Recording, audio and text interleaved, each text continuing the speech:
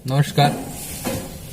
जैसा कि आप लोगों को मालूम ही होगा कि बिहार में इस समय असिस्टेंट प्रोफेसर बहाली की जो नोटिफिकेशन संभावित है उसको लेकर के नेट जेआरएफ क्वालिफाइड जो अभ्यर्थी हैं वो लोग अपना विरोध कर रहे हैं। आज मैं यहाँ पर उनकी आवाज में अपनी आवाज मिलाने के लिए उपस्थित हुआ हूँ। मैं कुछ छोटी छोटी बातें करूंगा जो इम्पोर्टेंट है। सबसे पहली बात कि कई लोग ये अफवाह फैला रहे हैं कि ये जो रेगुलेशन संभावित है ये यूजीसी के नियमों के मुताबिक है। यदि हम पटना हाईकोर्ट में जाते भी हैं तो ये हमारा जो पिटीशन है 2 दिन में खारिज हो जाएगा, क्योंकि बिहार सरकार बोल देगी कि ये यूजीसी के नियमों के मुताबिक है। ये बहुत ही खतरनाक और बहुत ही झूठ बात है। जो संभावित नोटिफिकेशन है ये बिहार सरकार का अपना खुद का बनाया हुआ नोटिफिकेशन है। इसका यूजीसी के किसी भी रेगुलेशन से कोई भी लेना देना नहीं है। मैं आपको इसके कुछ प्रमाण देता हूं। यूजीसी का एक नोटिफिकेशन है जो कि गजट ऑफ इंडिया में प्रकाशित हुआ 18 जुलाई 2018 को, जिसको आगे मैं रेगुलेशन 2018 कहूंगा। इसका नाम है UGC regulation on minimum qualification for appointment of teachers and other academic staff in universities and colleges and measures for maintenance of standard in higher education 2018। Appointment को लेकर के ये एक्ट है, रेगुलेशन है। इस रेगुलेशन के पॉइंट नंबर 3.3 में, point number 3.3 of regulation 2018 clause 1, देखिए इसमें क्या लिखा है। NET the national eligibility test और an accredited state level eligibility test, जिसको हम लोग सेट बोलते हैं। इसके बाद से रेलेवेंट पैराग्राफ में आते हैं तो इसमें लिखा है shall be valid as minimum eligibility, shall be valid as minimum eligibility for direct recruitment to universities colleges oblique institution in the respective states only. Bihar is the respective states and net and set shall be remain as the minimum eligibility for the direct requirement। ये इस act में लिखा हुआ है। यानी कि net और JRF उत्तीर्ण जो अभ्यर्थी हैं, वो अभ्यर्थी जो सेट पास हैं, नेट पास हैं, जेआरएफ पास हैं, वो लोग एलिजिबल तो हैं अकॉर्डिंग टू दिस रेगुलेशन। मैं नहीं कह रहा, इस रेगुलेशन के अनुसार ही एलिजिबल हैं। इसी पैरा में नीचे लिखा है कि वो अभ्यर्थी जिनकी पीएचडी 2009 रेगुलेशन के अंतर्गत है वो लोग नेट से एग्जेम्प्टेड हैं। बात को समझिए, उन्हें एग्जेम्पशन दी गई है। कुछ लोगों को जो फॉलोइंग क्राइटेरिया पूरा करते हैं उनको एग्जेम्पशन दिया गया है, बट क्वालिफिकेशन तो अभी भी नेट ही है। अब इसके बाद से इसी रेगुलेशन में लिखा हुआ है कि पीएचडी जो है वो 1 जुलाई 2021 से कंपलसरी होगी। लेकिन आज जो तारीख है ये आज 10 तारीख है, 10 सितंबर 2020। 10 सितंबर 2020 को ही वो बात कैसे लागू की जा सकती है जिसको कि 1 जुलाई 2021 से लागू किया जाना था। वो कट ऑफ डेट 1 जुलाई 2021 इसलिए रखी गई थी क्योंकि ये रेगुलेशन 2018 में आया था, सर्वसाधारण को बताया गया था 2018 में, और पीएचडी के लिए जो मिनिमम ये टाइम लैग है वो 3 साल है। वो इसलिए 2021 रखा गया था ताकि जो लोग इस रेगुलेशन के बाद पीएचडी करना चाहते हैं वो 2021 तक अपनी पीएचडी को पूरा कर लें। 2021 से पहले ये नियम लागू नहीं किया जा सकता, एक चीज। दूसरी चीज, ये जो मानक है कि ग्रेजुएशन का 15 मार्क्स, पोस्ट ग्रेजुएशन का 25 मार्क्स, इसके बाद से पीएचडी का 30 मार्क, नेट जेआरएफ कैटेगरी में 5 मार्क्स, अवार्ड में 3 मार्क्स, इस तरह से करके जो ये नियम बनाए गए हैं, कुछ लोग कह रहे हैं कि ये नियम भी यूजीसी के मुताबिक है और यूजीसी ने सोच समझ के पूरे देश के लिए ये नियम बनाया है। तो मैं आपको बताऊं, ये नियम भी यूजीसी के मुताबिक नहीं है। अगर यूजीसी के मुताबिक है तो एमफिल वालों के 7 नंबर बिहार सरकार ने किस अधिकार के तहत हटा दिया? अगर बात जो पीएचडी उत्तीर्ण अभ्यर्थी हैं वो लोग कह रहे हैं कि ये जो नियम है ये यूजीसी का है, तो मैं ये पूछना चाहता हूं कि एमफिल वाले का 7 नंबर जो हटाया गया वो क्या यूजीसी से पूछ के हटाया गया? बिहार सरकार ने किस पावर के अंतर्गत उसे हटा दिया? यानी सीधी सी बात है, बिहार सरकार का ही नियम है ये, तभी उसने उसको हटा दिया।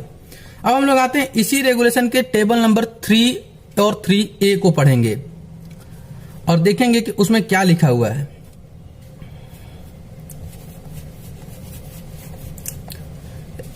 Regulation 2018 page number 107, page number 107, 2018 का रेगुलेशन है ये, टेबल नंबर 3A। ध्यान से इसकी टाइटल को सुनना है। Criteria for short listing, criteria for short listing of candidate for interview for the post of assistant professor in universities. This is only the criteria for shortlisting, not for the selection.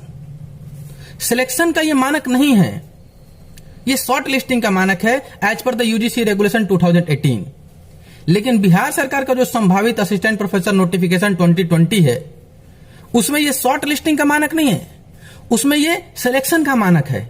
और short listing और selection में जमीन आसमान का अंतर है। तो यहां आकर भी यह बात यूजीसी के नियमों के मुताबिक नहीं है। अब इसी का जो टेबल नंबर 3B है वो कॉलेज के लिए है और जो 3A है वो यूनिवर्सिटीज के लिए है। इसके बाद मैं दो और बातें कहना चाहूंगा।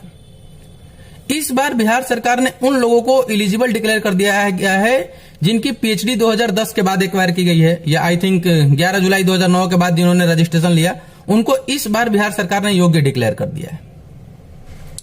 वही सेम व्यक्ति, सेम पर्सन जो 2014 की वैकेंसी में अयोग्य था, 2020 की वैकेंसी में आकर के योग्य कैसे हो जाता है?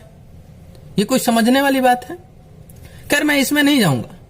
मैंने आपको रेगुलेशन 2018 पढ़ करके बताया कि उस रेगुलेशन का क्लॉज नंबर 3.3 पैरा नंबर 1 में लिखा हुआ है कि NET SET shall remain as the minimum eligibility.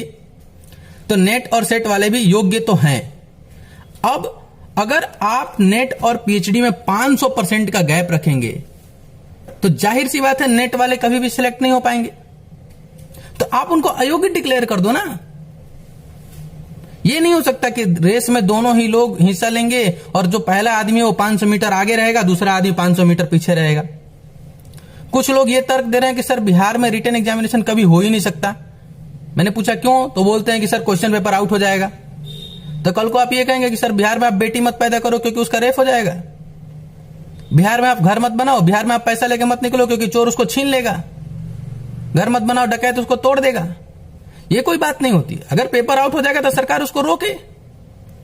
अगर इस नियम के अनुसार ये वैकेंसी होती है तो दोनों ही लोग एलिजिबल हैं एज पर यूजीसी, जो नेट क्वालिफाइड है, जो पीएचडी क्वालिफाइड है। लेकिन दोनों में इक्वेलिटी नहीं हो सकती क्योंकि 500% का गैप है।